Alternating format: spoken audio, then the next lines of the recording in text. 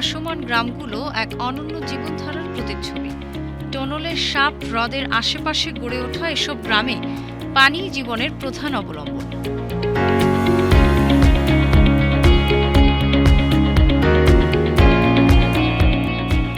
ঘরবাড়ি থেকে শুরু করে স্কুল, বাজার, এমনকি উপাসনালয়ও পানির উপর ভেসে থাকে।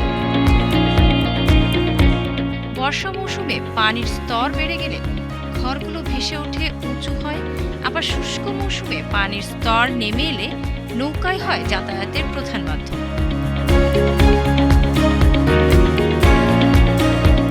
এখানকার মানুষের আয়ের প্রধান উৎস মাছ ধরা।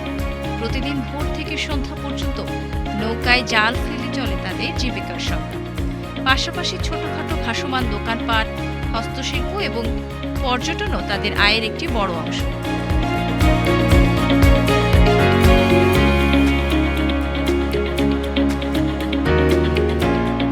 বিদেশি পর্যটকদের কাছে এই ভাসমান গ্রামগুলো অত্যন্ত আকর্ষণীয়।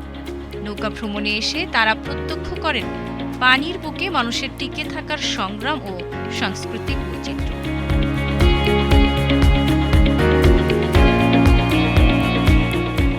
তবে এই জীবনযাত্রা মোটেই সহজ নয়। মৌলিক সুযোগ সুবিধার অভাব, বিশুদ্ধ পানির সংকট, স্বাস্থ্যসেবা ও শিক্ষার সীমাবদ্ধতা এখানকার মানুষকে প্রতিনিয়ত ভোগান্তিতে ফেলে।